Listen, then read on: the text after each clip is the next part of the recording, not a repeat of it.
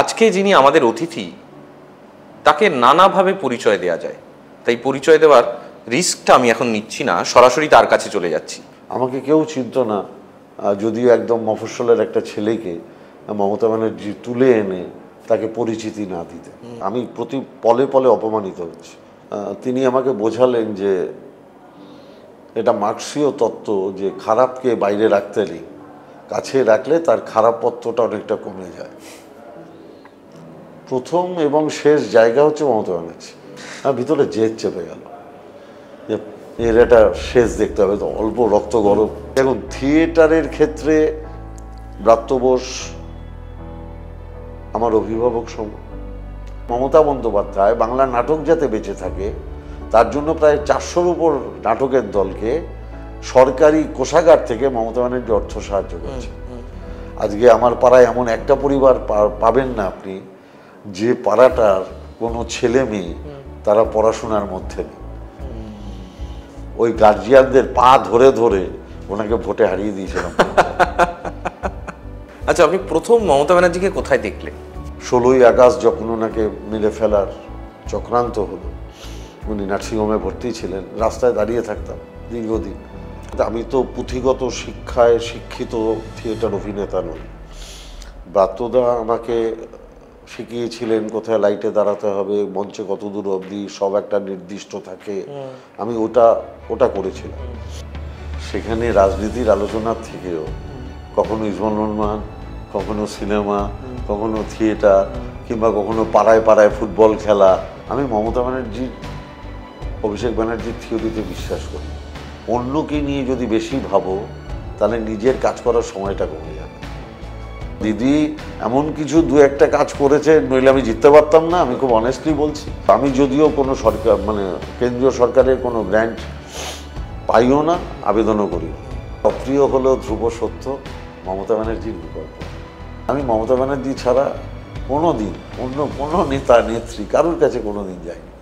কারণ ছেলে কখনো মাকে ছেড়ে চলে যেতে পারে না।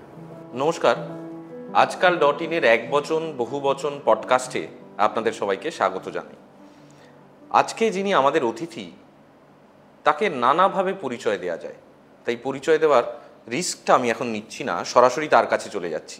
আজকে আমাদের অতিথি পার্থ ভৌমিক। পার্থকে স্বাগত জানাই। আমি প্রথমেই বাক্যটা প্রয়োগ করলাম, তার মূল কারণ আপনার কর্মকাণ্ড বহুধা বিস্তৃত। কখনো ফুটবল, কখনো অভিনয়, কখনো রাজনীতি, সমস্ত কিছু মিলিয়ে। কিন্তু রাজনীতিটাই প্রধানত আপনি প্রথম থেকে করে আসছেন। তার সাথে সাথে এই সমস্ত জিনিসগুলো ফ্লারিশ করেছে, ক্রমে বেড়ে উঠেছে।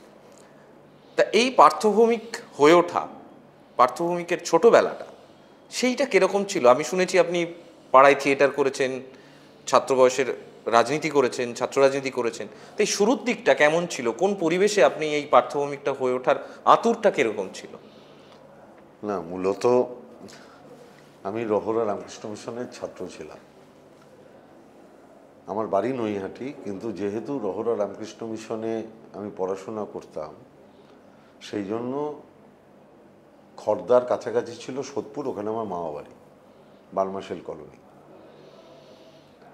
আমার বাবা হাওড়া শোভারানী মেমোরিয়াল কলেজের প্রিন্সিপাল ছিল, মা একটি স্কুলের মিস্ট্রেস ছিল। তার জন্য আমাকে ওই মামা বাড়িতে থেকে পড়াশোনা করতে হয়েছিল। আচ্ছা।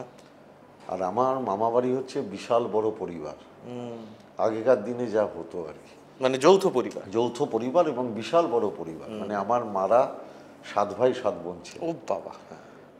একটা বৃহৎ পরিসরে বড়। প্লাস হচ্ছে আমার ওই মামা বাড়িতে আমার দাদুর ভাইয়ের ছেলে মেয়েরাও থাকতেন। মানে আমরা যখন বড় হয়েছি একসঙ্গে 30-35 জন একসাথে বড় হয়েছি। স্বাভাবিকভাবেই বেড়ে ওঠার ক্ষেত্রে এই যে প্রচুর গার্জিয়ানদের অনুশাসন, ভালোবাসা, কিংবা বিভিন্ন কবিতা বলানো, নাটক করানো, পাড়ায় একটা বার্মাশেলে সেই কালচারটা ছিল যে আমরা ছোটোবেলা থেকেই দেখতাম যে সরস্বতী পুজো, দুর্গা পুজো, বিজয় সম্মিলনী, গরমের ছুটিতে পাড়ায় নাটক, নৃত্যনাট্য। এবং রহরা রামকৃষ্ণ মিশনে ওই কালচারটা ছিল নিশ্চয়ই। হ্যাঁ, যে সকালবেলা আমরা স্কুলে যাওয়ার আগে আমাদের প্রার্থনা করতে হতো, আমরা গিয়ে সোজা মন্দিরে বসে, যেখানে রামকৃষ্ণদেবের মূর্তি আছে, বিবেকানন্দ, সারদা মা, স্বাভাবিকভাবে ছোটবেলাটা ঠিক এরমভাবেই কেটেছে এবং এখান থেকেই বড় হয়ে ওঠা আর কি। তারপর কলেজ জীবনটা? আমি কলেজ এর অবধি আমি সোদপুরে ছিলাম। তারপরে ইউনিভার্সিটিতে যখন আমি ভর্তি হই তখন আমি নৈহাটিতে চলে আসি। আচ্ছা, ততদিনে রাজনীতি তো শুরু হয়ে গেছে? ততদিন ঠিক সেই অর্থে রাজনীতি শুরু হয়নি। আচ্ছা। অ্যাকচুয়ালি সোদপুরে আমরা যে পাড়ায় বসবাস করতাম সেখানে হয়তো রাজনৈতিক মত অনেকে থাকতে পারে ব্যক্তিগত, কিন্তু কেউ প্রকাশ্যে ওরকমভাবে ঝান্ডা ধরে রাজনীতি করতো না। আচ্ছা আচ্ছা, ঠিক আছে। ওই পাড়াটা ছিল একটা অদ্ভুত পাড়া, একটা পুকুর, তার পাশে একটা মাঠ, সেই পুকুর আর মাঠটাকে ঘিরে 28টা বাড়ি, তার একটা মণ্ডপ ছিল, দুর্গা মণ্ডপ, মানে একটা পরিবারের মতোই ছিল প্রায়। একটা দুর্গা মণ্ডপ। ওই মাঠে আমাদের সব হতো, বিজয় সম্মিলনী, নাটক, সমস্ত কিছু। মণ্ডপে পুজো হতো, সব কালী পুজো, সরস্বতী পুজো, দুর্গা পুজো। পুকুরে ঝাঁপ দিয়ে স্নান করতাম, এরমভাবেই বেড়ে ওঠে। স্বাভাবিকভাবে রাজনীতিটাও অতটা তখন বুঝতামও না। রাজনীতিতে এসছি আমি নৈহাটিতে আসার পর। আচ্ছা। ওই যখন আমি নৈহাটিতে এলাম, এর পরিবেশগত একটা মারাত্মক পার্থক্য ছিল। মানে সোদপুরে যে পরিবেশে আমি বড় হয়ে এসেছি, আমি যেখানে এলাম, আমার বাড়িটা যেখানে, সেটা একটা পুরো উদ্বাস্তু পাড়া, কলোনি। আমাদের পাড়ার নাম ছিল 3 নম্বর বিজয়নগর কলোনি। কলোনি? এখন আর কেউ কলোনিটা বলে না, কিন্তু তখন কলোনি নামেই এটা প্রসিদ্ধ ছিল। ওপার বাংলা থেকে আসা প্রচুর মানুষ, তারা ওখানে জমি সব করে তারা সব বাড়ি ফাড়ি তৈরি করেছিলেন। এবং আমি দেখলাম ওই পরিবেশটার সাথে এই পরিবেশটার আকাশ পাতাল পার্থক্য। মানে সোদপুরের সঙ্গে এখানে আমি দেখছি যে আমি যখন ইউনিভার্সিটিতে বেরোচ্ছি, একদল লোক কাঁসার বাসন মাথায় নিয়ে যাচ্ছে ফেরি করতে। তারা ফেরি করে দুপুরবেলা আসছে, এসে খেয়ে দিয়ে একটা বিড়ি নিয়ে মাঠে বসে বসে 29 খেলতে। সন্ধ্যেবেলা বউয়ে বউয়ে ঝগড়া, উনুনের ধোয়া, এইটা ছিল পরিবেশ। আমি মাঝে মাঝে কেঁদে ফেলতাম। মা বলতো তুই সোদপুর চলে যা। আমার মন খারাপ হলেই মা আমাকে সোদপুর পাঠিয়ে দিত। মানে ওই সময়টাও আমার সোদপুর নৈহাটি এইভাবে কেটেছে। এই সময় একটা ঘটনা আমাকে প্রায় বাধ্য করে রাজনীতির দিকে ঠেলে দিতে। আচ্ছা। মানে আমি যখন এই নৈহাটির বাড়িতে একদিন ফিরছিলাম, আমাকে একজন লোক দাঁড়িয়ে বলল যে তোমাকে মেম্বারশিপ চাঁদা দিতে হবে কালী পুজো। তাহলে আমি মেম্বার না, আমি কালী পুজোয় কেন চাঁদা দেবো? ওরা পাড়ায় থাকতে গেলে দিতে হবে। আচ্ছা। তা আমি অনেককে বললাম পাড়ার, তার মধ্যে তৎকালীন শাসক দলেরও নেতা ছিলেন। তিনি আমাকে বোঝালেন যে এটা মার্ক্সীয় তত্ত্ব, যে খারাপকে বাইরে রাখতে নেই, কাছে রাখলে তার খারাপ পত্রটা অনেকটা কমে যায়। কিন্তু আমি দেখলাম যে আমাকে চাইলো সে বহাল তবিয়তে রয়ে গেছে। ভিতরে জেদ চেপে গেল যে এর একটা শেষ দেখতে হবে, তো অল্প রক্ত গরম। আমি তখন ওই সোদপুর থেকে যেটা শিখে এসেছি সেটা ফার্স্ট এখানে ইমপ্লিমেন্ট করার চেষ্টা করলাম। পুরো পাড়াটা খুঁজে দেখলাম 4-5 জন আছে যারা পড়াশোনা করে, কিন্তু তারা কেউ এই পাড়ায় থাকে না। তাদের ইউনাইটেড করলাম এক জায়গায়। আমার ছোটোবেলার যে 2-4 জন বন্ধু, যেহেতু বাড়িটা নৈহাটিতে ছিল, তাদের এক জায়গায় আনলাম।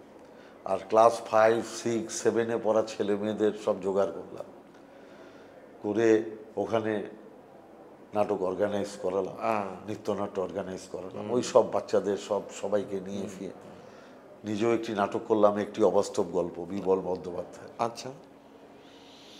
কারণ এই নাটকটা তো তার আগে আমি সোদপুরে বহু বছর করে এসেছি, ছোটবেলা থেকে। ছাত্রের পরীক্ষা, এইসব ডাকঘর, অন্ধকারে নিচে সূর্য, নহবত, তার প্রচুর বড়দের নাটক দেখেছি। তা এই শুরু করলাম। আমার মনে আছে সেই যে আমার কাছে মেম্বারশিপ চেয়েছিল, সে এসে বললো আমি চেয়ার দেবো। বললাম না, সব চটে বসে দেখবে। আমি অ্যালাউ করলাম না। খুব রাগে আমার মনে আছে, ওই পাড়ায় দুর্গাপুজো হতো না। আমি পাড়ায় দুর্গাপুজো শুরু করলাম আবার। আগে হতো, 15 বছর বন্ধ ছিল, আমি আবার শুরু করলাম, করে সব ইউনাইটেড করলাম। মানে ওই পাড়াটা একরকম ভাবে আমি যেটা বুঝতে পারলাম যে প্রথমে আপনার কিছুটা প্রবেশে একটু সমস্যা হয়েছিল, তারপর ধীরে ধীরে ওই পাড়াটাকে নিজের মতো করে নেওয়া আর হ্যাঁ কি। হ্যাঁ, এবার আমি মনে করলাম যে আমি এই পাড়াটা চেঞ্জ করব। মানে এদের যে এই যে পড়াশোনা থেকে বাইরে, এবার আপনি বিশ্বাস করবেন না, আমার বন্ধু হয়তো 10 বছর গিয়ে দেখছি যে 8 বছর পড়াশোনা ছেড়ে দিয়েছে, তাকে আবার জোর করে মাধ্যমিক পরীক্ষা প্রাইভেটে দিয়ে তাকে পড়ানো, আমরা ওই 4-5 জন তাকে পাশ করানো, ঠিক আছে। মানে এই যে পড়াশোনাটা একটা বড় ব্যাপার। আজকে আমি গর্ব করে বলতে পারি, আজকে আমি যে পাড়াটায় ছিলাম, আজকে সেই পাড়ার একটা ছেলেও বেকার নেই। তারা কেউ না কেউ নিজের যোগ্যতায় কোথাও না কোথাও সরকারি বেসরকারি ক্ষেত্রে চাকরি করছে। আজকে আমার পাড়ায় এমন একটা পরিবার পাবেন না আপনি যে পাড়াটার কোনো ছেলে মেয়ে তারা পড়াশোনার মধ্যে নেই। তারা প্রত্যেকে পড়াশোনার মধ্যে আছে। এবং যারা ওই সময় থেকে আমার সঙ্গে 5-6-এ পড়তো, তারা এখন কেউ না কেউ কোনো না কোনো জায়গায়, সেটা সরকারি হোক বেসরকারি হোক, ভালো জায়গায় ভালো পোস্টে চাকরি করছে। মানে এক কথায় বদলে গেল জায়গাটা, পুরো বদলে গেছে। পুরোটাই আপনি বদলে যদি গেছে। এখন বলেন 3 নম্বর বিজয়নগর কলোনি, ওরাই বলবে এটা কলোনি নয়, এটা 3 নম্বর বিজয়নগর। এবার এইসবের মধ্যে একটা জেদের জায়গা থেকে কিছুটা এই এই সামাজিক জেদের জায়গায়, এবং আমার মনে আছে যে এই জেদ থেকেই এই পঞ্চায়েত নির্বাচনে যে নেতার কাছে আমি গেছিলাম, তিনি দাঁড়িয়েছিলেন। আমি তাকে, আমাদের ভোটে নাম ওঠেনি তখন, 21 বছরে ভোট ছিল, ভোটে নাম ওঠেনি। আমরা ওই অতগুলো ছেলে মেয়ে ওই গার্জিয়ানদের পা ধরে ধরে ওনাকে ভোটে হারিয়ে দিয়েছিলাম। মানে আমাদের এবার হারাতে গেলে তো কাউকে জেতাতে হবে। তখন কংগ্রেস প্রার্থীকে আমরা জিতিয়েছিলাম। তো তখনই ডক্টর তরুণ অধিকারী ডাক্তার ছিলেন, উনি ডাক্তারি পাশ করে নৈহাটিতে গেছিলেন। তিনি আমাকে বললেন যে তুই আমার সাথে থাক। আমি ওই যে ঢুকলাম, আমি আর বেরোতে পারি। আচ্ছা, আপনি প্রথম মমতা ব্যানার্জিকে কোথায় দেখলেন? আমি ওই যখন মানে দেখলেন, আলাপও নয়, দেখা। হ্যাঁ, 84 সালে উনি লোকসভা নির্বাচনে দাঁড়ালেন। তখন আমি তো জাস্ট ইউনিভার্সিটিতে করেছি। অশোক দেব ছিলেন তখন আমাদের নেতা।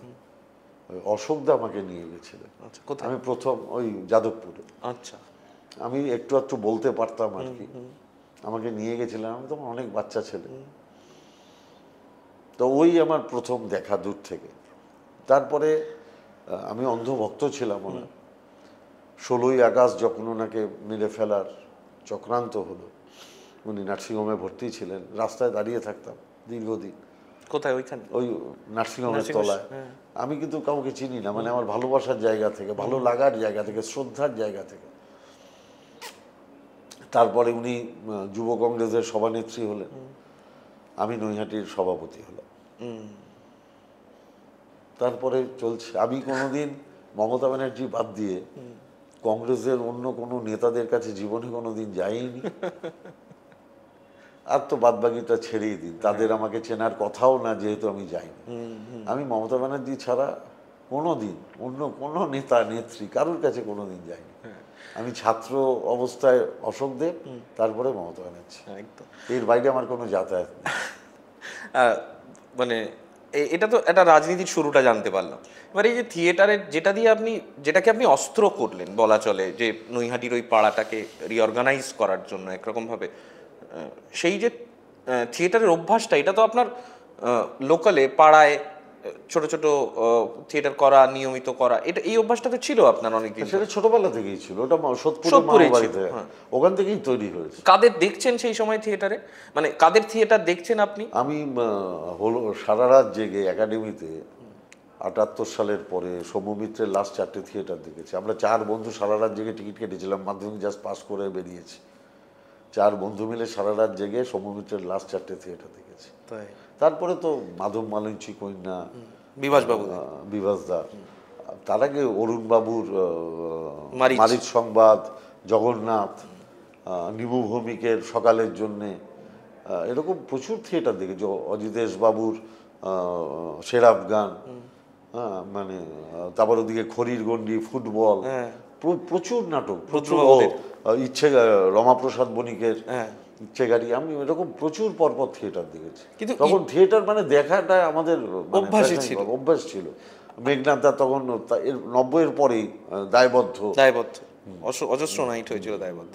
আচ্ছা, এখান থেকে আমি একটা অন্য প্রশ্ন করে তারপরে আমি আবার এই লাইফের এটাই ঢুকবো, যে আপনার কি কোথাও মনে হয় যে যে থিয়েটারের অভ্যাসটা পাড়ায় পাড়ায় থিয়েটারের করার যে অভ্যেসটা,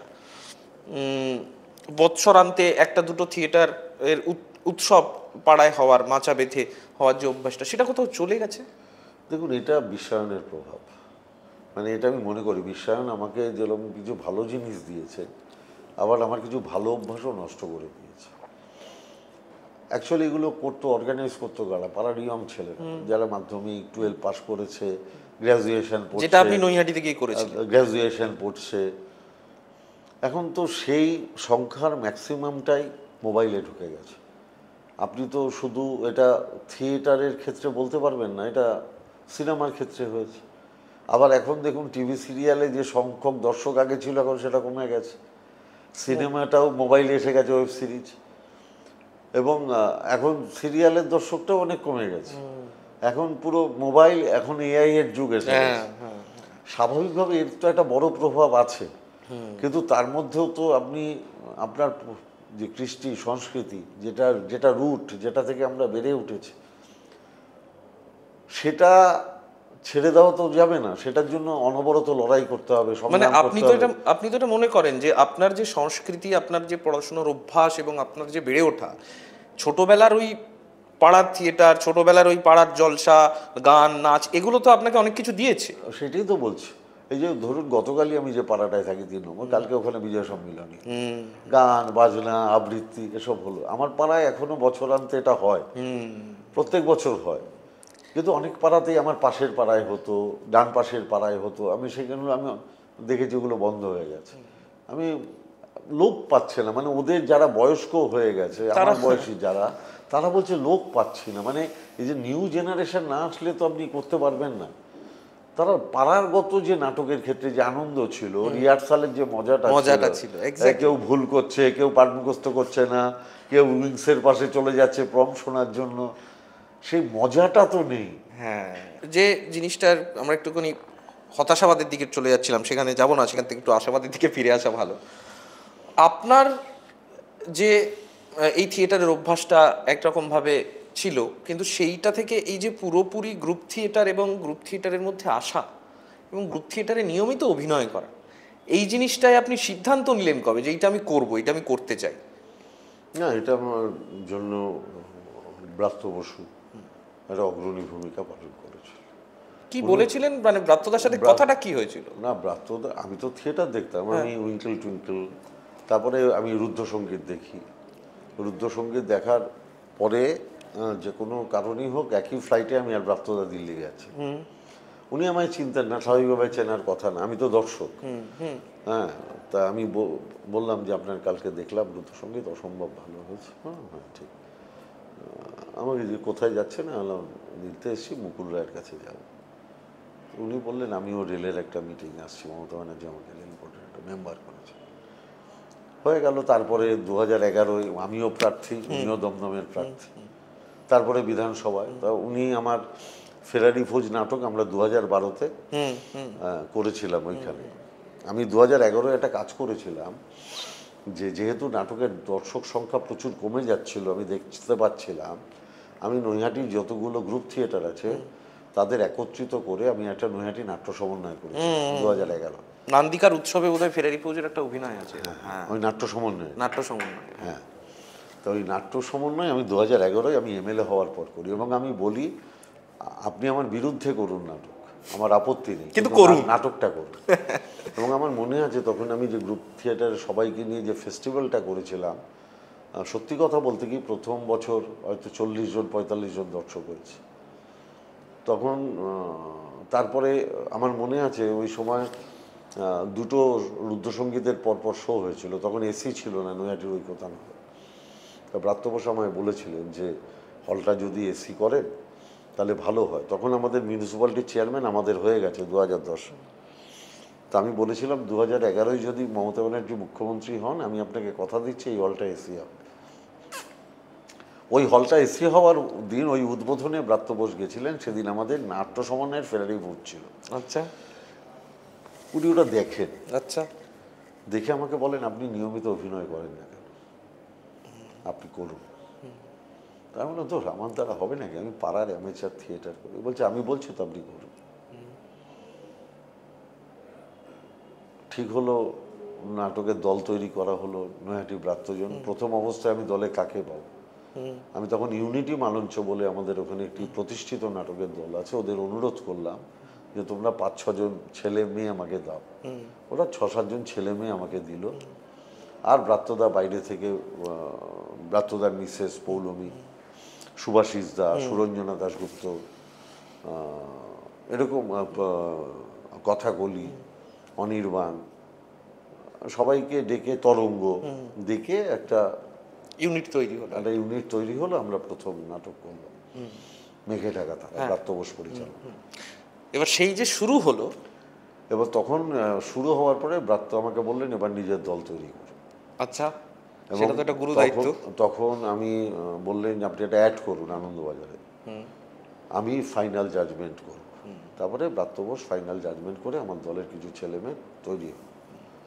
তখন আমরা করলাম 21 গ্রাম, ব্রাত্য বোস ইনারিতুর সিনেমা থেকে। হ্যাঁ, ব্রাত্য বোস পরিচালক, ওটা এনএসডিতে গেল। এনএসডিতে গেল, বাস তারপরে একটা ফ্লো এসে গেল। পরের নাটকটা যেহেতু 2016 বিধানসভা ছিল, আমি করতে পারলাম না। দাদার কীর্তি, ব্রাত্য বোস তখন আমারই গ্রুপের একটি ছেলে অরিত্রকে দিয়ে ওটা পরিচালনা করা। সে দাদার কীর্তি 100তম শো হলো। 100টা শো হয়ে গেছে, 101 কি 2 এরকম হয়েছে। তা তখন আমি ওই মাঝে মাঝে পরবর্তীকালে হয়ে যাওয়ার পর যদি কেউ না থাকতো সেই ক্যারেক্টারটা আমি করে দিতাম এরকম। দাদার কীর্তি ইন্দ্ররঙ্গ ফেস্টিভ্যালে অরিত্র বেস্ট ডিরেক্টর হলো, আমরা প্রচুর 6-7টা প্রাইজ পেলাম। আচ্ছা আচ্ছা, তারপর থেকে একটা মানে নেশা হয়ে গেল, মানে একটা ইচ্ছে করতো আর কি। কিন্তু আমি আবার এটাও বলছি, যেরকম ধরুন এখন আমি থিয়েটার করছি, আমার যে নতুন প্রোডাকশন কনক চাপাই আমি নেই, ডিসেম্বরে আবার একটা নতুন প্রোডাকশন আমাদের ভাস্কর ডিরেক্ট করবে, নামাচ্ছে। কনক চাপা ডিরেক্টর রঞ্জন দত্ত, ও করছে, আমি ওটাই করছি না। নতুন যে নাটকটা নামবে, ভাস্কর বলে একটি ছেলে আছে, অসম্ভব ট্যালেন্টেড। আমি ভাস্করকে তো চিনি, আমার বন্ধু মানুষ। অসম্ভব ট্যালেন্টেড অভিনেতা ও, এবং আমার দলের দেবযানী, ওরা মিলে ওই নাটকটা করছে। আমি এগুলো তো করছি না, মানে এখন আপ টু ইলেকশন আমি আবার করবো না। আমার পুরো টাইমটা আমি আমার দলকে দেবো নির্বাচন, মানে কারণ মমতা ব্যানার্জি তো আমার পরিচিতি, আমাকে কেউ চিনত না। যদিও একদম মফস্বলের একটা ছেলেকে মমতা ব্যানার্জি তুলে এনে তাকে পরিচিতি না দিতে। অতএব আমার প্রথম এবং শেষ জায়গা হচ্ছে মমতা ব্যানার্জি। আমি যার জন্য আপ টু বিধানসভা নির্বাচন আমি পুরোটাই হচ্ছে রাজনীতি ওরিয়েন্টেড। মমতা ব্যানার্জি, আপনি যে থিয়েটার করছেন, নিয়মিত থিয়েটার অভিনয় করছেন বা সিনেমা সিরিয়াল করছেন, মমতা ব্যানার্জির দলের আরও অনেক জনপ্রতিনিধি হয়তো এই কাজটা করেন, কিন্তু উনি কি একটু বকাবকি করেন কখনো এইটা করা নিয়ে, যে রাজনীতিটা মন দিয়ে করো, এইটা বেশি মন দিয়ে দিচ্ছ না? তো আমি তো আজ অব্দি জীবনে দেখিনি, তাই তাহলে আমি করছি কি বলেন উনি? উনি কি উৎসাহ দেন? হ্যাঁ, তাই না? তুই আর দেবু একটা নাটক করছিস ফেরারি ফৌজের আগে, এবং যখন আবার প্রলয়টা, হ্যাঁ খুব দুষ্টু।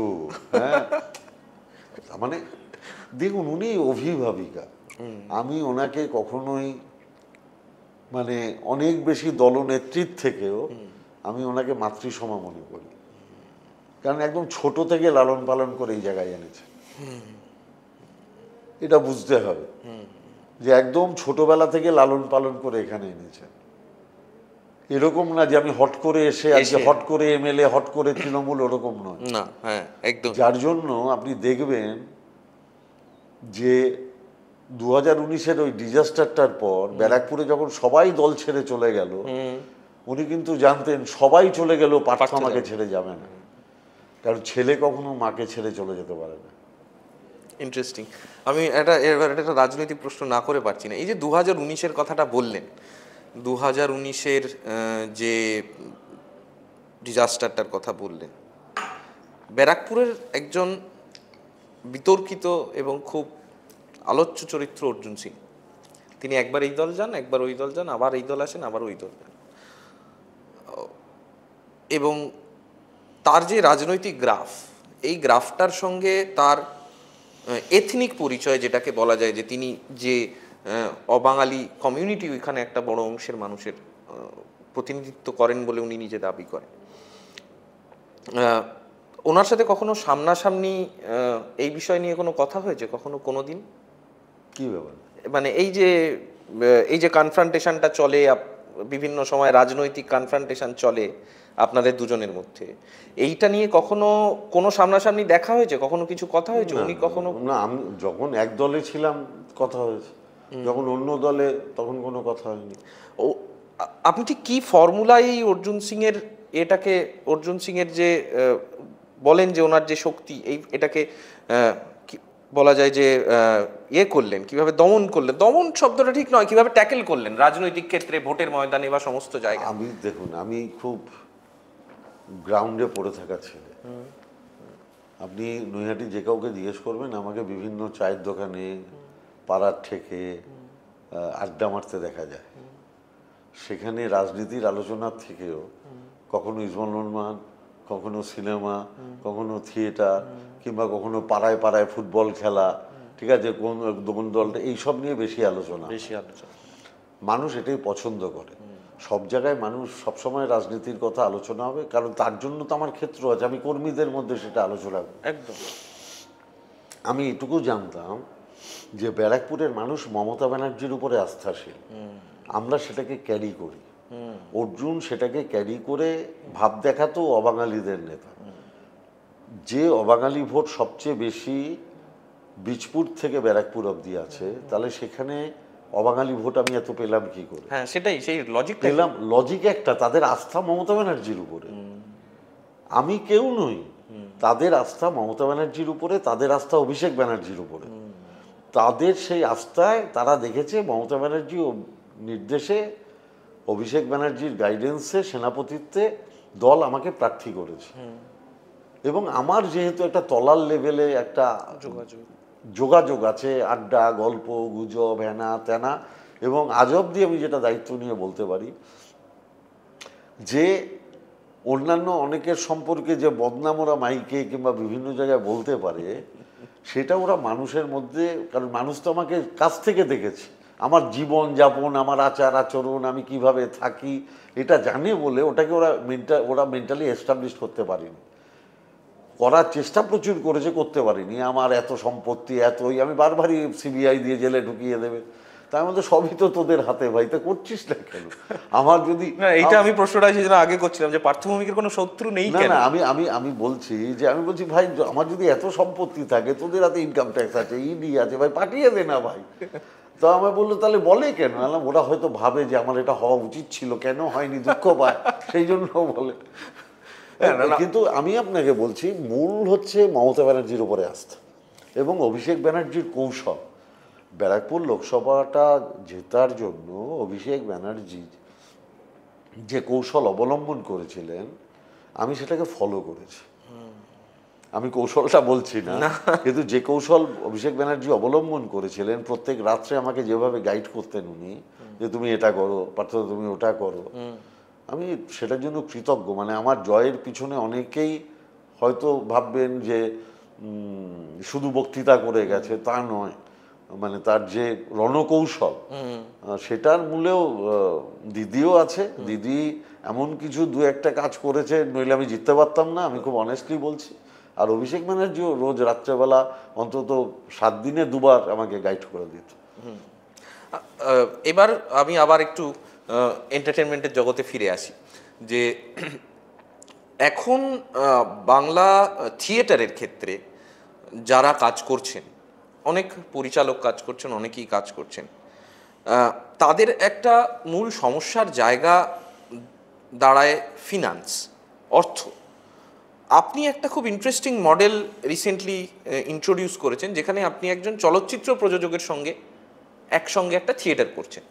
আপনার এই ধারণাটা কিভাবে এলো যে একজন চলচ্চিত্র প্রযোজককেও থিয়েটারের সঙ্গে অ্যাকাস্টমড করে নিয়ে, জড়িয়ে নিয়ে একসঙ্গে একটা কাজ করা যায়, এবং সেইটা একটা ফিনান্সিয়াল মডেল হতে পারে থিয়েটারের ক্ষেত্রে? না, আমি দেখুন, আমাদের অনেকগুলো নাটক প্রযোজনা হয়েছে এই প্রযোজনা করতে করতে আমি বুঝেছি যে নাটকে পুঁজির দরকার আছে। নইলে আপনি ইচ্ছে থাকলেও আপনি যেভাবে চাইছেন সেইভাবে নাটকটা উপস্থাপিত করতে পারবেন না। কারণ এখন খরচ অনেক বেড়ে গেছে, লাইটের ডিজাইন বদলে গেছে, সেটের ডিজাইন বদলে গেছে। তখন আমার এটা মনে হয়েছিল যে নাটকে একটা পুঁজির দরকার আছে, আর সেই পুঁজি তো অন্য কেউ নাটকের জন্য টাকা দেবে না। মানে মানে একজন লোহার ব্যবসায়ী নাটকের জন্য টাকা দেবে না, মানে একটা ফুটবল টুর্নামেন্টে আমার বাবার নামে শিল্ড হবে দিয়ে দিতে পারে, ঠিক আছে, কিন্তু থিয়েটারে তো তার কোনো সুযোগ নেই, তা স্বাভাবিকভাবে দেবে না। তাহলে তো বিকল্প পথ খুঁজতে হবে। এক হতে পারে যে প্রচুর শো যদি হয় তাহলে নাটকের টাকাটা ওঠে, নইলে তো আমি দায়িত্ব নিয়ে বলতে পারি অনেকে শুধু কেন্দ্রীয় সরকারের অনুদান আর সেটার উপরে নির্ভর করে থাকেন, কিন্তু তার সংখ্যা ক্রমশ কমে যাচ্ছে। কেন্দ্রীয় সরকার ভিন্ডিকটিভ হয়েছে একেবারে যাতে বাংলার কৃষ্টি সংস্কৃতি বেঁচে না থাকে, তার জন্য একের পর এক নাটকের দলের গ্র্যান্ট কেটে দিচ্ছেন।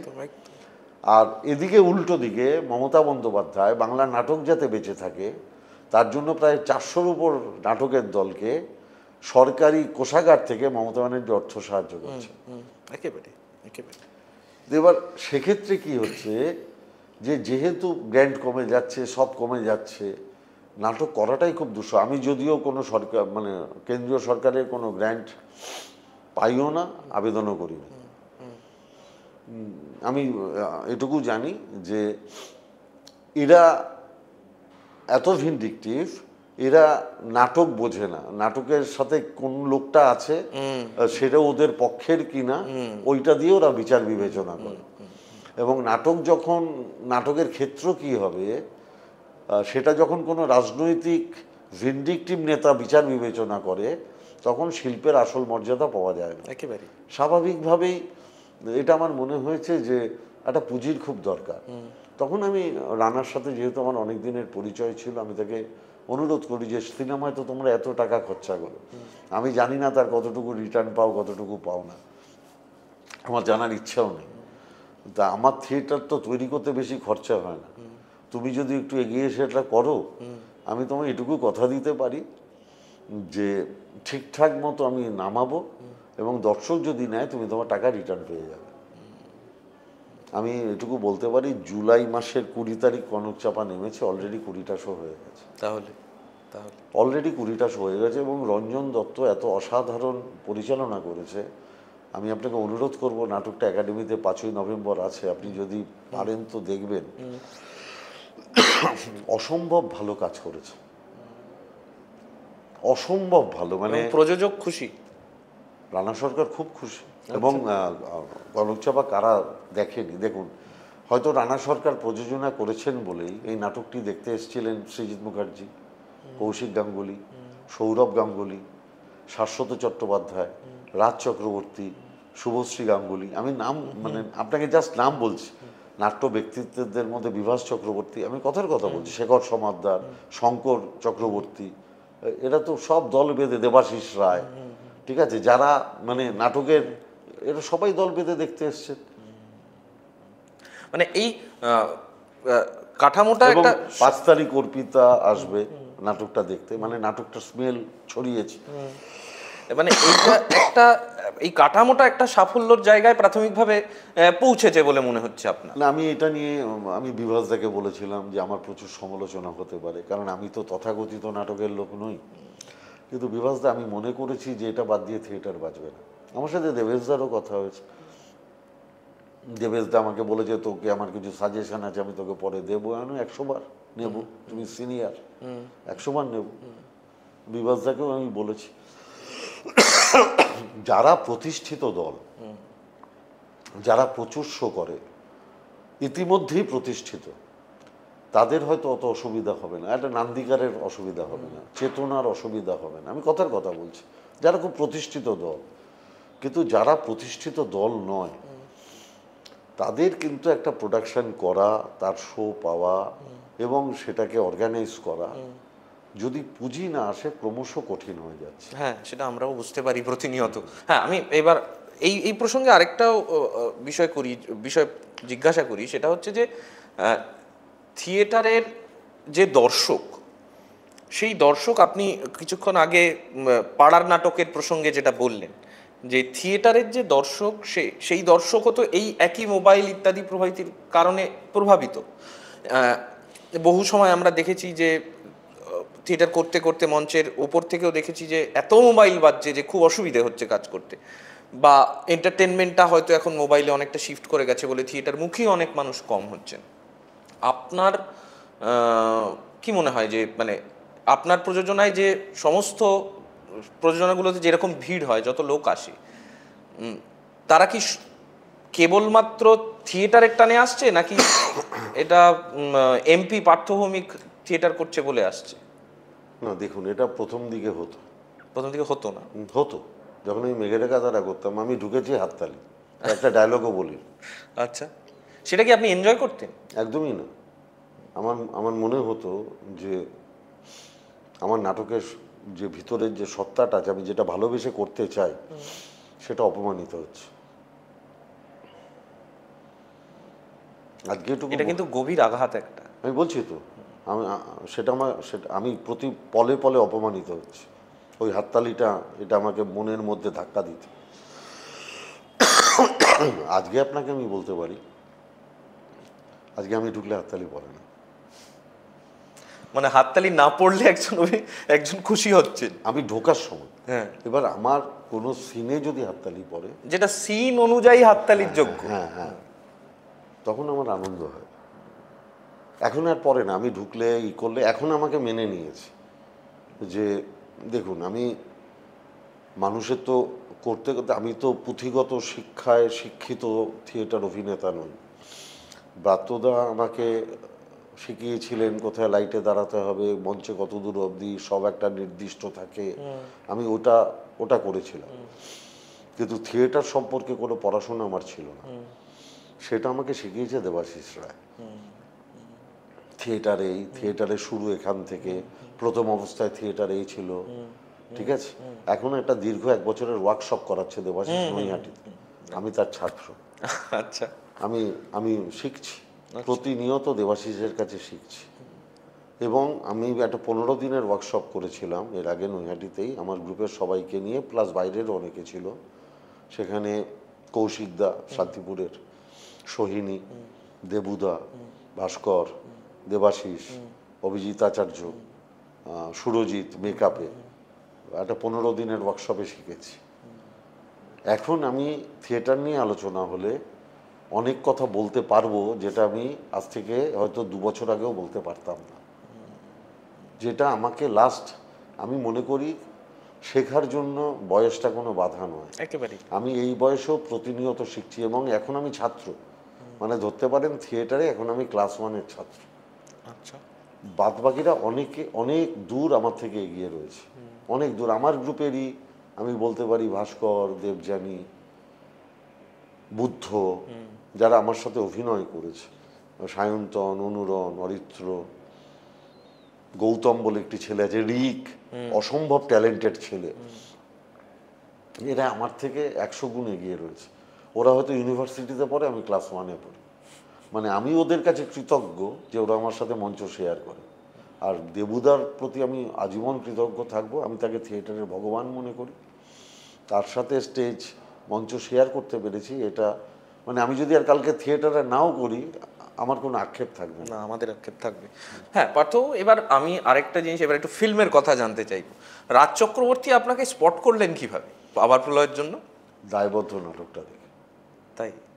দায়বদ্ধ নাটকটা দেখেও আমাকে বলল যে এটা তোমায় করতে হবে। আমি কি বলো তুমি, তোর আমি পারবো না। আমি কিন্তু তার আগে ব্রাত্য বোস আমাকে দিয়ে 2-3টে সিনেমা করিয়েছিল, কিন্তু সব ওই 2 মিনিটের পার্ট, 1 মিনিটের পার্ট। গেছি, একটা শখ ছিল, দেখি তো ক্যামেরায় কিরম লাগে। তো ক্যামেরা বুঝতামই না, বাজে কথা বলে লাভ নেই, কিচ্ছু বুঝতাম না।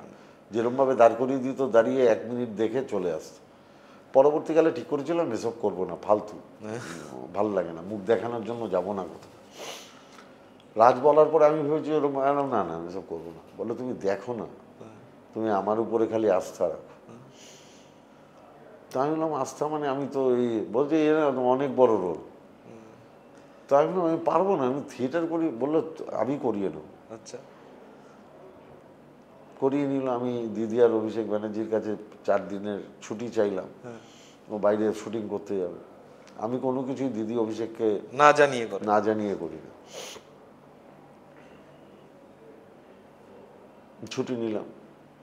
এবার যখন বেরোলো, আমার মনে আছে অভিষেক ব্যানার্জি আমাকে 28শে আগস্টের মঞ্চে বলেছিল, তুমি ছুটি নিয়েছিলে কিন্তু এই কারণে নিয়েছিল বলনি। খুব ভালো। অভিষেক ব্যানার্জি জানে যে আমি থিয়েটার করি, আমি সিনেমা করি। দিদি জানে আমি থিয়েটার করি, আমি সিনেমা করি। কিন্তু দিদি এটাও জানে, অভিষেক ব্যানার্জি এটাও জানে, রাজনীতিটা ফার্স্ট প্রায়োরিটি। পার্থক্য যদি বলি, যা আজকে থেকে পুরো এই যে 1 মাস এখানে এইটা করবি, ও ওইটাই করবে, ওদিকে যাবে না। আমি এইটা আমি করি, মানে আমার কাছে রাজনীতি ফার্স্ট প্রায়োরিটি। আমি মনে করি যে মানুষের যে জীবন, দিনের 24 ঘন্টা, তার মধ্যে যদি 10 ঘন্টা তার বাড়ি এবং বিশ্রাম এবং সমস্ত কিছুর জন্য দরকার হয়, 14 ঘন্টা যে বাকি থাকে, 14 ঘন্টা আমরা কেউ রাজনীতি করি না। রাজনীতি করার বাইরে যে টাইমটুকু থাকে, সেই টাইমটুকু আমি অন্য কোনো জায়গায় দিই না, আমি থিয়েটার আর সিনেমায় দিই। শাশ্বত চট্টোপাধ্যায়ের সঙ্গে অভিনয় করা এবং ঠিক কিরকম অভিজ্ঞতা হয়েছিল আবার প্রলয়ের সেটে? অপুদা খুব ভালো দাদা, বন্ধু, খুবই ভালো, মানে এত অ্যাডজাস্টেবল ভাবা যায় না। আমি তো অপুদার কাছে কৃতজ্ঞ যে অপুদা আমাকে এভাবে ক্যারি করেছে। আবার প্রলয়ে করেছে, হোক কলরব, রাজ চক্রবর্তীর নতুন সিনেমাটা ওটাই করেছে। অপুদা আমাকে ক্যারি করেছে এবং আবার অপুদার সাথে কাজ করতে আমার মনে হয় আমার একটা কিরকম বন্ডিং তৈরি হয়ে গেছে। মানে অপুদা তাকালে আমি বুঝি যে কি বলবে, অপুদাও আমাকে দেখলে বোঝে যে আমি কি করতে চাইছি আর কি। এটা তৈরি হয়ে গেছে, একটা রেসিপি তৈরি, এটা রাজ করে দিয়েছে। রাজ চক্রবর্তীর সঙ্গে আপনার ঠিক কেমিস্ট্রিটা কেমন? মানে আমি জানতে চাইবো যে আপনি তো আপনার জিনিসটা উল্টো, মানে আপনি রাজনীতির সঙ্গে সরাসরি যুক্ত ছিলেন, সেখান থেকে সিনেমার পর্দায় আসা। রাজ চক্রবর্তীর আবার গতিটা উল্টো, সিনেমার পর্দায় ছিলেন, সেখান থেকে রাজ চক্রবর্তী এলেন রাজনীতিতে এবং বিধায়ক হলেন। রাজ চক্রবর্তীকে কেমন লাগে বিধায়ক হিসেবে? এই ইভলিউশনটা তো আপনি করতে পারবেন। অসম্ভব ভালো বিধায়ক। আচ্ছা, অসম্ভব ভালো। আচ্ছা, মানে যারা অনেকে বলেন সেলিব্রিটি মানে এলাকায় যায় না, হ্যাঁ না তা না, এইসব। রাজ চক্রবর্তী পুরো আলাদা। তাই রাজ চক্রবর্তী সপ্তাহের 4 থেকে 5 দিন নিজের কনস্টিটিউয়েন্সিতে থাকে। আমি একটা পরিসংখ্যান দিলে আপনি বুঝতে পারবেন। এই যে একটু আগে আপনি বাঙালি অবাঙালি ভোটারের কথা বলছিলেন, একটা ট্রেন থাকে অবাঙালিদের মধ্যে, মানে বেশিরভাগের, যে লোকসভায় নরেন্দ্র মোদীকে ভোট দেবো, বিধানসভায় মমতা ব্যানার্জিকে ভোট দেবো। এবং সেটা আমরা 2019, 2021-এ দেখেছি। 2024-এর লোকসভা নির্বাচনে কিন্তু অনেকটা ঘুরে গেছে। তারা কিন্তু অনেকে মমতা ব্যানার্জির দিকে ভোট দিয়েছে। তথাপি ধরুন আমরা অবাঙালি এলাকায় মার্জিন অনেক হয়তো আমাদের কমে গেছে, কিন্তু হেরেছি কিছু কিছু, মানে ম্যাক্সিমাম জায়গাতে। কিন্তু টিটাগড়ের ক্ষেত্রে রাজ নিজের ইলেকশনে প্রায় 9,000 ভোটে হেরেছিল, লোকসভায় কিন্তু সেটা 3,000-এ নেমেছে। মানে যেটা বাড়ার কথা ছিল, 9 থেকে 12 হওয়ার কথা ছিল, সেটা 9 থেকে 3 হয়েছে। এটা কিন্তু রাজ চক্রবর্তী এরকম পড়ে থাকে বলে। তার মানে as a MLA Raj Chakraborty আমার পরিভাষায় একজন সাকসেসফুল এমএলএ, যেটা মমতা ব্যানার্জি, অভিষেক ব্যানার্জি চান যে মানুষের সাথে থাকবে, সেটা রাজ চক্রবর্তী 100-এ 100। দেখুন থিয়েটারের ক্ষেত্রে ব্রাত্য বোস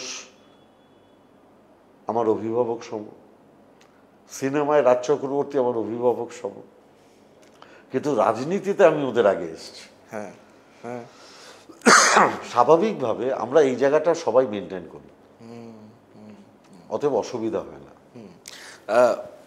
এবার কয়েকটা বিষয় আমি আপনার অন্যান্য অভ্যাসগুলোর মধ্যেও একটু যাওয়ার চেষ্টা করব। ফুটবল সম্পর্কে আপনার একটা ইন্টারেস্টেড সেক্টর আছে, ফুটবলটা আপনার একটা ইন্টারেস্টেড সেক্টর, এবং আপনি কি মোটামুটি ঘোষিত ইস্ট বেঙ্গলের সাপোর্টার? স্বঘোষিত না, মানে সবাই জানে মাঠের আমি মঞ্চ, সেটা মোহনবাগানের দেবাশিস দত্ত, সৃঞ্জয় বসু জানে। হ্যাঁ, মানে এই সম্পর্কটা ফুটবলের সঙ্গে কিভাবে তৈরি হলো? ছোটবেলায় খেলা দেখতে? আমি চুটিয়ে ফুটবল খেলতাম। তাই না? আমি রঘুনাথ রামকৃষ্ণ মিশনের রেগুলার প্লেয়ার ছিলাম। আচ্ছা। আপনি বেলুর মঠের যিনি মহারাজ, সুবীরানন্দ মহারাজ, উনি তখন টিচার ছিলেন রঘুনাথ রামকৃষ্ণ মিশনে, জিজ্ঞেস করবেন। তাই? পার্থব দারুণ ফুটবল প্লেয়ার ছিল। আচ্ছা ঠিক আছে, এবং আমি প্রচুর চুটিয়ে খেপ খেলেছি একটা টাইম। আচ্ছা প্রচুর। আচ্ছা, ওই খেপ খেললে বোধহয় এখানে টুর্নামেন্ট হতো, প্রচুর জায়গায়, ওই যে ওটাকে খেপ খেলা বলতো, মানে ওই পাড়ার হয়ে প্রচুর প্রচুর জায়গায়। তা স্বাভাবিকভাবে ফুটবলটা আমার রক্তে ছিল। আর আমি, আমার মামা বাড়ি যেহেতু, আমার মামা বাড়িটা বরিশাল, পুরোটাই ইস্টবেঙ্গল ওরিয়েন্টেড ছিল। এক মামা খালি মোহনবাগান, আর বাদ বাকি সবাই ইস্টবেঙ্গল। এবং আমি যখন ক্লাস 3-তে পড়ি, তখন আমার বড় মামা আমাকে নিয়ে মাঠে গেছেন ইস্টবেঙ্গলে খেলা দেখতে। আচ্ছা আচ্ছা আচ্ছা। আমি তখন থেকে ইস্টবেঙ্গলের মাঠে যাই। আমি লাস্ট শিল্ড ফাইনালে হারলো সেদিন আমি মাঠে ছিলাম। আচ্ছা। এবং যথারীতি বেড়ার এদিক ওদিক সৃঞ্জয়ের সাথে আমার কথা এই চলছে, কিন্তু তাতে ব্যক্তিগত সম্পর্ক কখনো ক্ষুণ্ণ হয় না। কারণ আমি এটা স্বীকার করি যে বাংলার মান সম্মান গত 4-5 বছরে মোহনবাগানই ধরে রেখেছে। এটাকে আমি স্বীকার করি এবং রেসপেক্ট করি। যেরকম আমি সৃঞ্জয়কে বলেছি যে গত 4-5 বছর তোমরা তুলে রেখেছো, বছর আমরা রাখবো। খুব ভালো। আর এটার সঙ্গে সঙ্গে থিয়েটারের একটা বিষয় নিয়ে আমার জানার ইচ্ছে করে, যে একটা খুব ইন্টারেস্টিং কথা নাসিরউদ্দিন শাহ একটা ইন্টারভিউতে বলেছিলেন, যে তিনি এনএসডি সম্পর্কে তাকে জিজ্ঞেস করা হয়েছিল, তখন উনি বলছিলেন যে দিল্লিতে একটা কেন্দ্রীয় এনএসডি আসলে ভারতের থিয়েটারকে তেমন সাহায্য করতে পারবে না, কারণ একজন তামিল বা একজন বেঙ্গলের একজন থিয়েটার প্র্যাকটিশনার, তিনি দিল্লিতে গিয়ে হিন্দি এবং ইংরাজি ভাষায় থিয়েটার করে থিয়েটার শিখে চলে আসছেন, চলে এসে এখানে এসে বাংলা ভাষায় থিয়েটার করছেন। এই দুটো প্যারিটি থাকছে না, ফলে থিয়েটার স্কুল হওয়া উচিত ছিল রিজিয়নাল, আরও ভাষা ভিত্তিক, এলাকা ভিত্তিক। আপনি খুব একটা ইন্টারেস্টিং কথা বলেছেন কয়েকদিন আগে একটা ইন্টারভিউতে, যে আপনার ইচ্ছা আছে একটা থিয়েটার স্কুল করার। এই ভাবনাটা এলো কীভাবে? না, আমাকে বিভাসদা একদিন বলেছিলেন যে এনএসডির একটা ব্রাঞ্চ হওয়ার কথা ছিল কলকাতায়। একদমই। কিন্তু আলটিমেটলি সেটা বিজেপি গভর্নমেন্ট করেনি না, কারণ ওরা বাংলার এই কৃষ্টি সংস্কৃতিকে প্রাধান্য দিতে চায়। আমার মনে হয়েছে একটা ইনস্টিটিউট থাকা দরকার, যেরকম রবীন্দ্রভারতী আছে, শান্তিনিকেতন আছে, সেরকমও একটা থিয়েটারের একটা ইনস্টিটিউট থাকা দরকার, যে ইনস্টিটিউটের মান্যতা থাকবে, মানে তার যে সার্টিফিকেট দেবে সেই সার্টিফিকেটের একটা মান্যতা থাকবে। কারণ ধরুন রবীন্দ্রভারতীতে একটা নির্দিষ্ট সংখ্যক সিট আছে, যে এই 40 জনের বেশি ভর্তি হতে পারবে না। শান্তিনিকেতনে একটা আছে যে এই যে ভর্তি হতে পারবে না, কিন্তু তার মানে প্রচুর ছেলে মেয়ে যারা থিয়েটার শিখতে চায়, করতে চায়, তারা তো সুযোগ পাবে না। মিনার্ভা রেপার্টারি আছে সরকারের, তাতেও একটা নির্দিষ্ট সংখ্যক লোক আছে। আমি বলছি থিয়েটারের একটা ইনস্টিটিউশন হওয়ার দরকার আছে, মানে একটা সোললি শুধু থিয়েটারেরই প্রশিক্ষণ এবং পড়াশোনাটা হবে যারা যারা করতে চায়। কারণ আমি বলছি এটা একটা বিকল্প রুটি রুজিরও জায়গা হতে পারে। হ্যাঁ, বাংলায় যে হারে মানুষ, এবং আপনি যত বেশি দেখবেন এগুলো করলে প্রচুর সংখ্যক ইয়ং ছেলে মেয়ে যারা এটা শিখতে আসবে, এবং শিখলে তার পারিপার্শ্বিক এলাকার মধ্যে আবার এই নাটকের চর্চা, নাটক নিয়ে আলোচনাটা বেড়ে যাবে। এছাড়া আপনি নাটককে বাঁচাতে পারবেন না। মানে এক হচ্ছে চর্চার সুযোগ করে দেওয়া, দ্বিতীয় নম্বর হচ্ছে পুঁজি। এই দুটো যদি আসে তাহলে আমার ধারণা যে এটা আমাদের কৃষ্টি সংস্কৃতিটাকে আমরা আরো দীর্ঘদিন ধরে রাখতে পারবো। আর সবচেয়ে বড় কথা হচ্ছে নাটকের লোকদের মধ্যে একটা ইউনিটি থাকা দরকার। আমি প্রশ্নটা করব, তোর থিয়েটার আমি দেখতে যাব, আমার থিয়েটার তুই দেখতে আসিস। আমরা যদি পরস্পরকে মন থেকে সাহায্য না করি, তাহলে তো এটা পিছিয়ে পড়া শিল্প, আপনি কি করে এটাকে দাঁড় করাবেন? এই প্রসঙ্গটাই বলি যে বিভিন্ন সময় আমিও দেখেছি, আমার বন্ধু বান্ধব থিয়েটারের যারা আছেন তারাও দেখেছেন, পরিচিত অগ্রজরাও দেখেছেন, যে এইটুকু একটা সেক্টর থিয়েটারের জায়গাটা তো খুব বিশাল বাণিজ্যিক কিছু নয়, একটা মাঝামাঝি, সেখানেও এই যে পারস্পরিক সহযোগিতার জায়গাটা, এই জায়গাটা ক্রমে ধীরে ধীরে ধীরে ধীরে একটা অবিশ্বাসের মধ্যে চলে যাচ্ছে। মানে ওকে ঠিক বিশ্বাস করতে পারে না, ও তাকে ঠিক বিশ্বাস করতে পারে না, এর বোধহয় ওর সঙ্গে ঝামেলা, কথা বলা যাবে না, এই যে পরিবেশটা তৈরি হয়েছে, এটা কি কিছুটা এই গ্রান্ট নির্ভর থিয়েটার, একটু কিছু অনুকূল্য পাওয়া, সরকারি অনুকূল্য পাওয়া বা ইত্যাদি প্রভৃতি, এই সব কিছু মিলিয়ে কি এই বিষটা কিছুটা ছড়িয়েছে বলে মনে হচ্ছে আপনার? না না, মানে আমার মনে হয় না এইসব না। আমি তো এগুলো থেকে অনেক দূরে। হ্যাঁ। আমি সবার নাটক দেখতে যাই, সবার সাথে আমার সম্পর্ক ভালো। আমি কোনোদিন কারোর সাথে আজ অবধি বাজে বিহেভ করেছি এটা কেউ বলতে পারবে না। তাদের প্রত্যেকের সম্মানের জায়গাকে আমি রেসপেক্ট করি। আমার মনে হয় যারা খুব বড় হয়ে যায় না, তাদের একটা ইগো প্রবলেম থাকে। সমস্যাটা ইগো থেকে হয়, কে বেশি বড়। আর যেহেতু আমি বেশি বড় না, আমি ক্লাস 1-এর ছাত্র, আমার এই সমস্যাটা নেই। যারা টপ র্যাঙ্কে আছে তাদের মধ্যে এই প্রবলেমটা হয়তো থাকলেও থাকতে পারে, আমি জানি না। আবারও পার্থভৌমিক সরাসরি কাউকে কোনো কিছু বলেন না, আবার ওইখানে তেমন খুব একটা কিছু বললেন না, একদম রাহুল দ্রাবিড়ের মতো বলটা ব্যাটে লেগে জাস্ট পিচের সামনেই পড়লো। আমি পার্থ থেকে এবার একটুখানি ব্যক্তিগত প্রশ্ন করি, যে এই যে এত কর্মকাণ্ড, এই এত কর্মকাণ্ড সামলেও কিন্তু কেউ না কেউ তো আছে নিশ্চয়ই, আপনার সামনে হোক পিছনে হোক, সমালোচনা করে 100 বার বলে যে উনি তো এমপি, তাই এত কিছু করিয়ে নিতে পারছেন, এত কিছু করতে পারছেন। সেটা হয়তো কখনো আপনার কানে পৌঁছয়, কখনো আপনার পৌঁছয় না। এগুলো ভেবে কি খুব কখনো মনে হয় যে আমি তো অসৎভাবে কিছু করছি না, তাও আমায় লোকে এই কথাগুলো মানে কেউ কেউ হয়তো এই কথা বলছে, বা কখনো খুব কাছের কেউ এই কথা বলছে, এটা ভেবে কি খুব? না, আমার সত্যি কথা বলতে কি, দেখুন, রাজনীতি করতে গেলে যারা রাজনৈতিক ব্যক্তিত্ব তাদের অনেক কুৎসার সম্মুখীন হতে হয়। মমতা ব্যানার্জি সম্পর্কে লোকে কত কুৎসা করে, ওই কুৎসা যদি আপনি গায়ে মাখেন তাহলে আপনি এগিয়ে যেতে পারবেন না। আমি মমতা ব্যানার্জির, অভিষেক ব্যানার্জির থিওরিতে বিশ্বাস করি। অন্যকে নিয়ে যদি বেশি ভাবো তাহলে নিজের কাজ করার সময়টা কমে যাবে। আমি নিজের কাজের দিকে মন দিই, অন্যেরা কে কী বলছে ওইটা নিয়ে সময় নষ্ট করি না। কারণ যতটুকু সময় নষ্ট করব ততটুকু আমার কাজের সময় কমে যাবে। বেশ, আমি এবার একটু 2026-এর নির্বাচন আছে, তার আগে আর কয়েকটা মাস হাতে সময় আছে, কি বুঝছেন আপাতত রাজনৈতিক পরিস্থিতিতে, কি বুঝছেন? দেখুন, মমতা ব্যানার্জির কোনো বিকল্প নেই। মানে এটা অপ্রিয় হলেও ধ্রুব সত্য, মমতা ব্যানার্জির বিকল্প নেই। কাদের কাছে অপ্রিয় এটা? আমি বলছি অপ্রিয় হলেও এটা সত্যি কথা। যারা দেখুন, প্রত্যেক মানুষের না একটা নির্দিষ্ট কোনো ইডিওলজি থাকার দরকার আছে, কোনো নির্দিষ্ট পথের দরকার আছে। যারা, আপনি দেখুন আজকের বাংলার বিজেপি দলে যারা সবচেয়ে বেশি চেঁচানোর চেষ্টা করছে, তাদের মানুষ জানে যে এরা একটা সময় তৃণমূলে ছিল।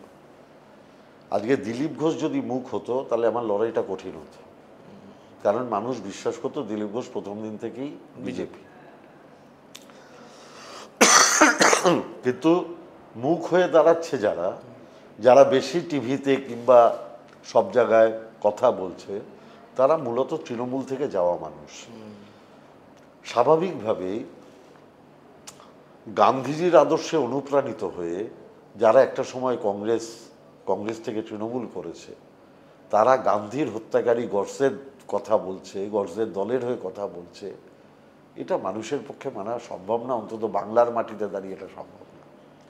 কারণ বাংলার অধিকাংশ মানুষ শিক্ষিত, তারা বোঝে, তারা এটা জানে যে মমতা ব্যানার্জির বিকল্প হিসেবে অন্য কোনো দলকেও যদি ভোট দিতে হয় তাও দাও, কিন্তু বিজেপিকে দিও না। আপনি দেখুন না, আমদুলেই গতকাল একটা ঘটনা দেখলাম, মাংসের দোকান মাছের দোকান বন্ধ করা, বন্ধ করে দাও। মানুষের খাওয়া দাওয়া পোশাক আশাক সমস্ত কিছুতে। ছট পুজোটা উপলক্ষ, মানসিকতাটা ভাবুন। একদম, আমি বলছি মানসিকতাটা ভাবুন। আমাদের দুর্গা পুজোয় কি মাংসের দোকান মাছের দোকান বন্ধ থাকে? ওটাও তো হিন্দুদের পুজো। আমি মানসিকতাটা ভাবার কথা বলছি। তার মানে এটা বাংলায় বসবাসকারী সব মানুষের বোঝা উচিত যে একমাত্র মমতা ব্যানার্জি, যিনি তার 95টা প্রকল্পের কোনোটাতে ধর্মের ভেদাভেদ করেননি, ভাষার ভেদাভেদ করেননি। আপনি এমন কোনো প্রকল্প পাবেন না যে সব ধর্মের মানুষ পায় না। এমন কোনো প্রকল্প পাবেন না যে সব ভাষাভাষীর মানুষ পায় না। আজকে যারা পরিযায়ী শ্রমিক বাঙালি বলে অত্যাচার করে বাংলাদেশে পাঠিয়ে দিচ্ছে, তারা জানে না যে এই বাংলার বুকে প্রায় 1.5 কোটি বাইরের রাজ্যের মানুষ কাজ করে। তারা জীবনে তো কোনোদিন অসম্মানিত হয় না। না, তাহলে বাঙালিরা কেন বিজেপি শাসিত রাজ্যে অপমানিত হচ্ছে, অত্যাচার হচ্ছে? এই গত কাল না পরশুই বীরভূমে একজন বাঙালি আদিবাসী যুবককে পিটিয়ে মেরে দিয়েছে। আপনি ভাবতে পারছেন? মানে সত্যি ভয়ঙ্কর ঘটনা। এবং রাজ্যে রাজ্যে বাঙালিদের কখনো খাওয়ার নিয়ে, কখনো তাদের ভাষা নিয়ে যে বারবার আক্রমণ করা হচ্ছে, এ তো খুব এভিডেন্ট, খুব পরিষ্কার। আমি স্পেসিফিক্যালি ব্যারাকপুর প্রসঙ্গে একটু জানতে চাইবো যে ব্যারাকপুরের কি বলবো, একটা ছোটবেলা, আমার বাড়ি বারাসাত, আমার বাড়ি থেকে খুব কাছাকাছি জায়গাটা, ওই শিল্পাঞ্চল জুড়ে একটা সবসময় একটা ভয়ের পরিবেশ সবসময় একটা তৈরি থাকতো। ভোট হলেই বোধহয় বোমা পড়বে, গুলি চলবে, কিছু একটা ঝামেলা হবে। সেটা কি কিছুটা নিয়ন্ত্রণে এসেছে এখন?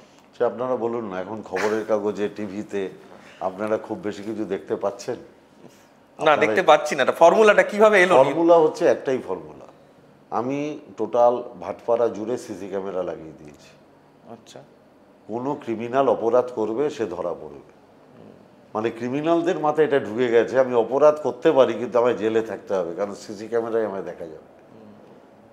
এবং যে যে জায়গাগুলোতে অশান্তি হয়, পুলিশ কমিশনারের পরামর্শ অনুযায়ী সেই সব জায়গায় সিসি ক্যামেরা লাগানোর জন্য আমি এমপিল্যাট থেকে টাকা অ্যালট করেছি। আমি তো গুন্ডামিকে গুন্ডা দিয়ে বন্ধ করতে পারবো না, আমি করবও না। আমার কোনো ট্র্যাক রেকর্ড নেই, আপনি দেখাতে পারবেন না।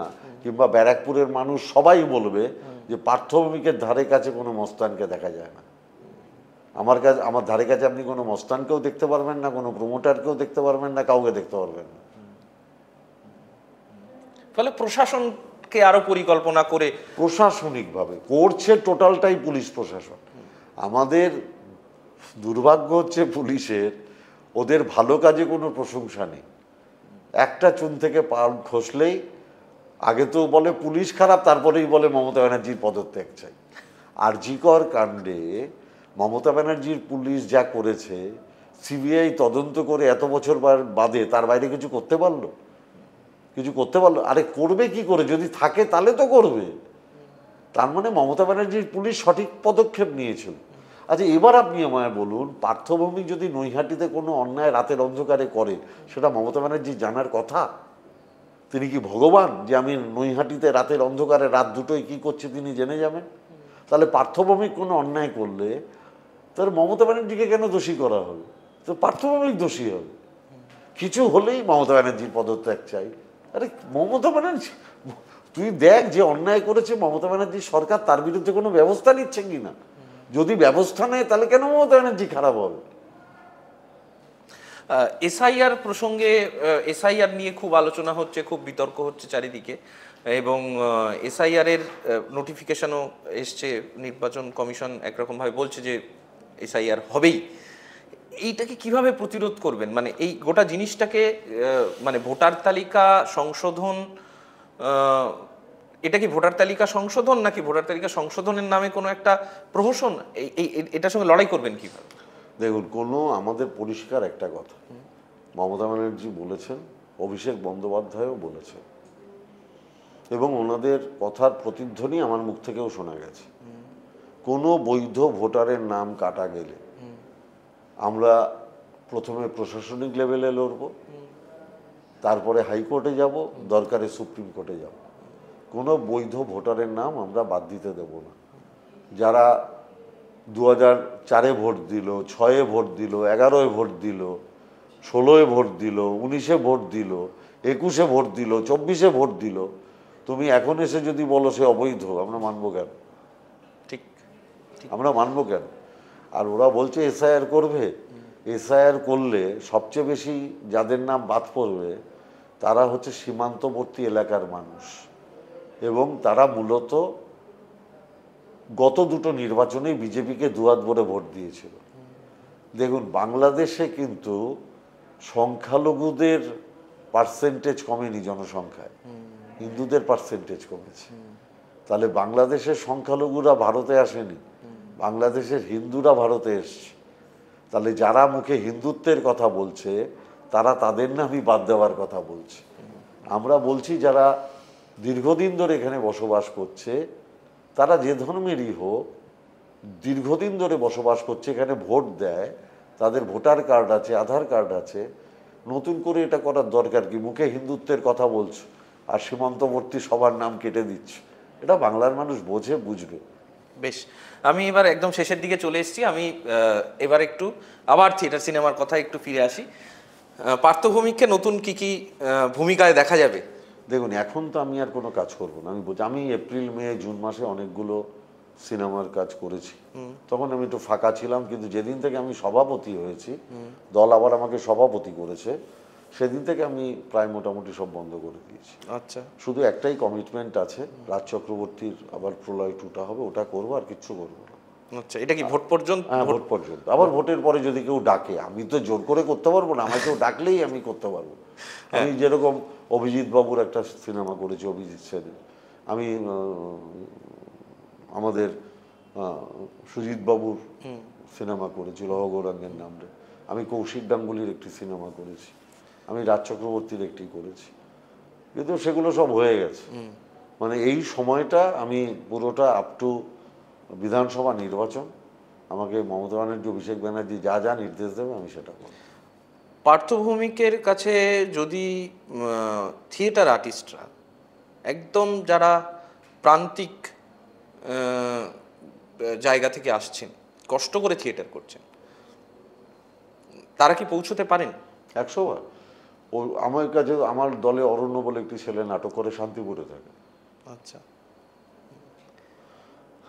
আমার দলে একটি ছেলে নাটক করে চাকদায় থাকে।